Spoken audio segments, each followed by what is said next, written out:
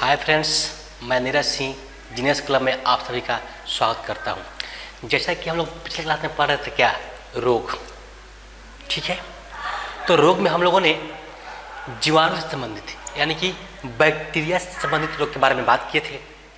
उसमें से कुछ के बारे में हम लोगों ने पढ़ा था और बोले थे कि सेकेंड पार्ट में हम बाकी के रोग को बताएंगे।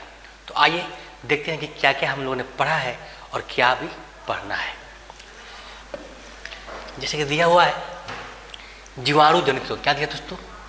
जीवाणु जनित रोग, जिसमें हम लोगों ने हैजा पढ़ लिया था, डिप्थीरिया पढ़ लिया था, कुष्ठ रोग पढ़ लिया था और प्लेग पढ़ लिया था।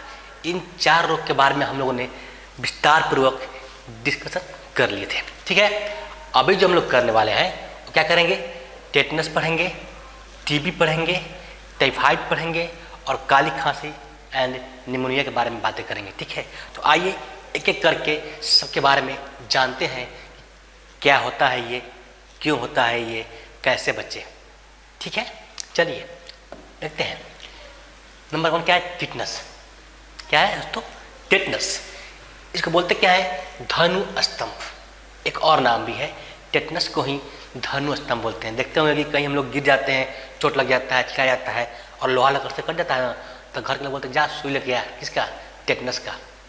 क्यों? क्योंकि जो इससे जो रोग होता है वो हमको ना हो। हमारे अंदर जीवाणु प्रवेश जो करता है, उसमें चोट लगने के बाद लोहा से, जंग लगा हुआ लोहा से कटने से, तो जीवाणु मर जाएगा उसमें। ठीक है, तो आइए देखते हैं।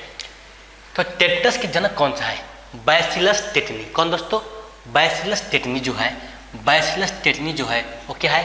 टेटनस का जनक है। मतलब कि बैसिलस टेटनी नाम के जो जीवाणु होते हैं उनसे ही टेटनस हमारे शरीर में फैलता है। ठीक है, लक्षण क्या है इसका?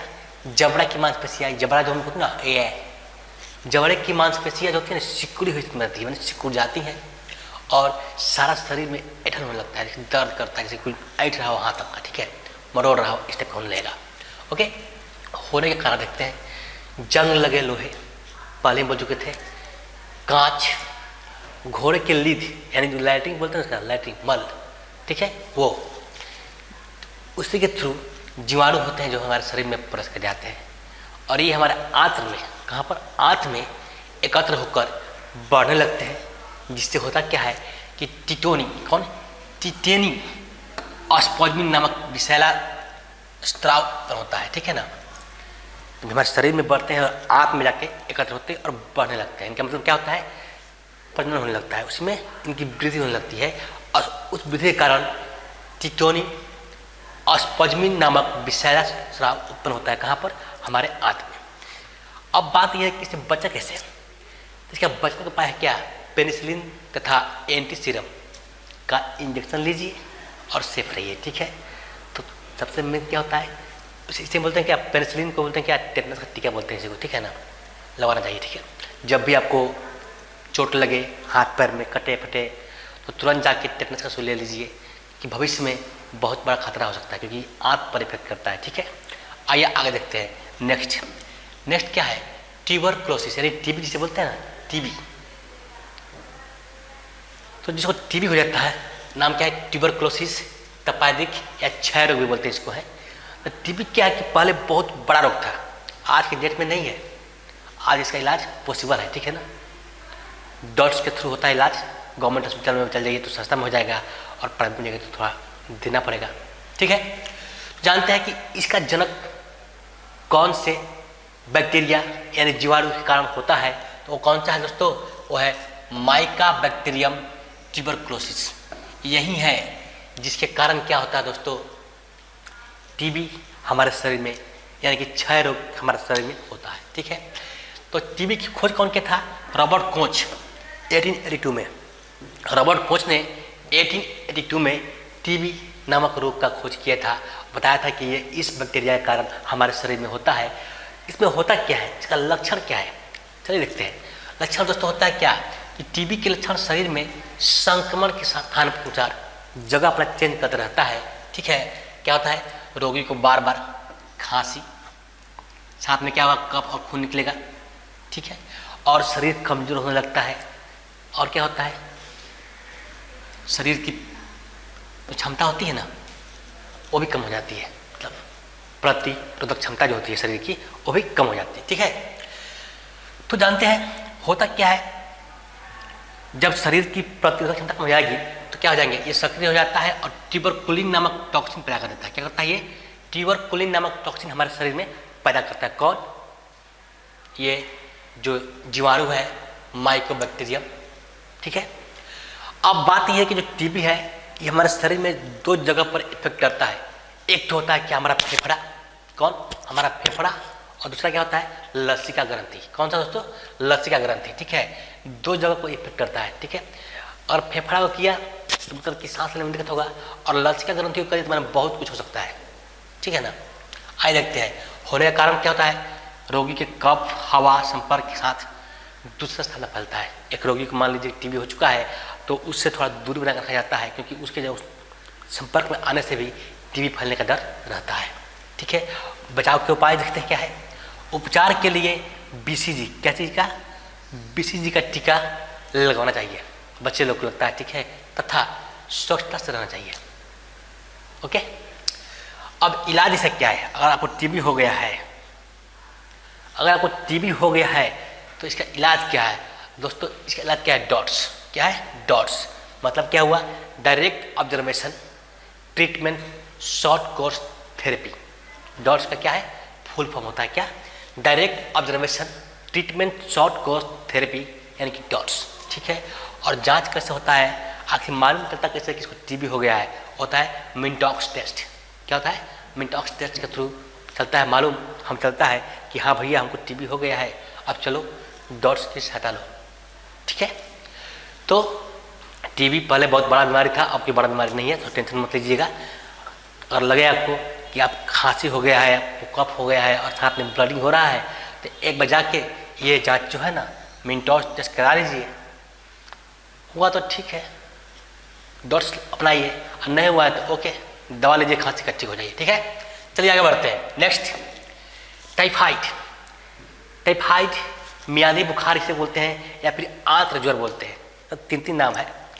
तो टाइफाइड क्या होता है कि साल्मोनेला टाइफी नामक जो है ना जीवाणु, उससे हमारे शरीर में फैलता है। कौन, टाइफाइड। किससे फैलता है दोस्तों, साल्मोनेला, साल्मोनेला टाइफी नामक जीवाणु जो है हमारे शरीर में टाइफाइड फैलाने के कारक होते हैं।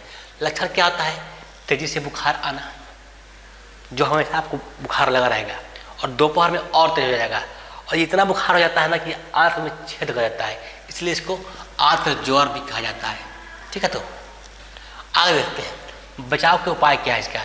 टाइफाइड का टीका लगवाना चाहिए, और वर्तमान में ओरल टाइफाइड वैक्सीन, क्या दोस्तों, वैक्सीन के रूप में उपलब्ध है। टैब टीकाकरण 3 वर्ष के लिए आपको टाइफाइड से बचाता है, सेव करता है। अगर आप टीका ले लिए हैं टैब का, कौन सा टीका, टैब का टीका ले लिए, टैब का, इस टैब का टीका ले लिए हैं, तो समझिए कि आपको 3 साल तक टाइफाइड होने का कोई खतरा नहीं है। ठीक है, तो टाइफाइड ओरल वैक्सीन भी आजकल आपको मार्केट में उपलब्ध है, जो कि टाइफाइड को रोकने में सक्षम है। ठीक है, अब जानते हैं कि टाइफाइड का पता कौन लगाया था दोस्तों। टाइफाइड का पता जो था ना, रोबर्ट्स ने लगाया था। क्या चीज, टाइफाइड का पता। जांच क्या इसका है, इसका होता है बिडाल टेस्ट। कौन सा टेस्ट दोस्तों, बिडाल टेस्ट जो होता है, इसके थ्रू आपको मालूम चल जाएगा कि आपको टाइफाइड हुआ है कि नहीं। ठीक है, तो जान लीजिए टाइफाइड क्या है, एक टाइप का बुखार ही है, लेकिन ये ऐसा बुखार होता है जो कि आपको कंटिन्यू 5-7 दिन 10 दिन तक रहता है, उतरता ही नहीं है, और इससे क्या होता है, हमारे आंत्र में छेद हो जाता है। ठीक है, और इसका इलाज क्या है, टाइप का टीका ले लीजिए तो 3 साल तक सेफ रहिएगा टाइफाइड से, अरे तो और हो जा रहा है तो जांच कौन होता है, बिडाल टेस्ट। इसके अनुसार मालूम चलता है कि आपको टाइफाइड हुआ है कि नहीं। चलिए देखते हैं नेक्स्ट है काली खांसी या कुकुर खांसी से बोलते हैं। ये जनरली बच्चों में होता है। काली खांसी जो होता है जनरली बच्चों में होता है। जानते हैं कि इसका जो जनक है, किसके थ्रू, किस जीवाणु के कारण ये हमारे शरीर में फैलता है, तो बोर्डेला पर्टुसिस। कौन सा दोस्तों, बोर्डेला पर्टुसिस एवं हीमोफाइलस पर्टुसिस। ये 2 तरह के जीवाणु हैं जो हमारे शरीर में काली खांसी यानी कुकुर खांसी के जन्म देने के कारक है।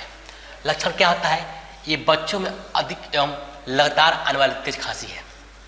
कहाँ पर दोस्तों, बच्चों में। कारण क्या होता है, क्या कारण होता है कि बच्चों में फैलता है? कारण है कि प्रदूषित खाना, दूषित जल एवं मिट्टी, इस कारण ये बच्चों में फैलता है। बचाव के उपाय यही है कि बच्चों को डीपी टीका, किसका, डीपी टीका लगवाना चाहिए। ठीक है, डिप्थेरिया हो गया, खाली खांसी हो गया, इसका टीका लगवाना चाहिए।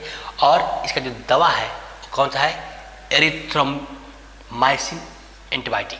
कौन दोस्तों, एरिथ्रोमाइसिन एंटीबायोटिक दवा है, जिसके थ्रू आप काली खांसी यानी कि खांसी का इलाज कर सकते हैं। ठीक है ना।